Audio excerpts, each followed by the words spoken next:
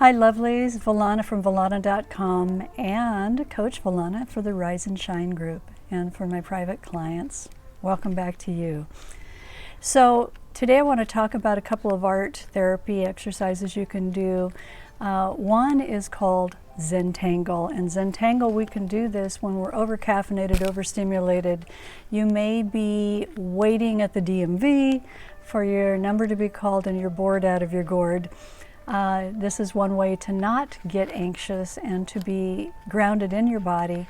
You can use this particular technique if you're at school and you're anxious about a test, and in between classes that are turned, you can take a moment to do a Zentangle and get grounded before, let's say you had a big test. Anytime you have future events that bring you anxiety or question as to, oh gosh, am I going to do well? I want you to take a moment, take a breath, and then we're going to do a Zentangle, right? So all you need is a piece of paper, and all you need is a pen. So a Zentangle is all about letting the energy of your mind go. And so if you close your eyes, which is very important, you close your eyes and you let the Zentangle flow. And however this flows, it doesn't matter, because your energy, your mind is now following the pen so that it's given something to do rather than to worry and to get you into anxiety about a meeting or a speech or a test or a conflict you have to deal with. And so literally we'll fill this page with a Zentangle.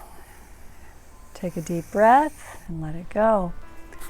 Now, so this is representative of all the energy that's in your mind and you releasing it. So let's say that you're a therapist or you're a healer, and in between each client there's only 5 minutes for you to regroup and move on to the next client. Do your Zentangle in the morning, and then in between each client I want you to color in a cell. And this cell may represent peace, an intention you're going to set for the next client. And then you do that next client, and then you pay it forward, and you fill in another cell, and you pay forward another positive emotion for your next client. And at the end of the day, what you'll have is a really cool, groovy art piece that is energy that's being released into a positive affirmation. This we used to call this a study in black and white. And what would happen is these energy patterns would fill and become just an amazing art piece. So Zentangle, for when you're anxious and you need to get energy out of the body, let it flow. Okay, so that's Zentangle. Now the next thing I want to show you is we were given a sheet that had body forms. For the clients that I'm working with, I'll send this sheet to you. These body forms represent our energetic body. And so the idea here was that you would pick 3 positive emotions and 3 negative emotions that keep you stuck. And then you would apply, similar to the Zentangle, but you would apply patterns to these bodies.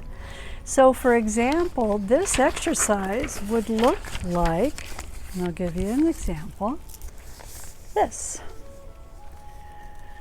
So this, I think, was scared. So you can see how all of these patterns, as you're playing and you're feeling scared, you're emitting scared and you're putting it in this body so you can get it out of this physical body into a paper body. And this was an example of being afraid of snakes. You can see all the lines this client was afraid of, so they did snakes.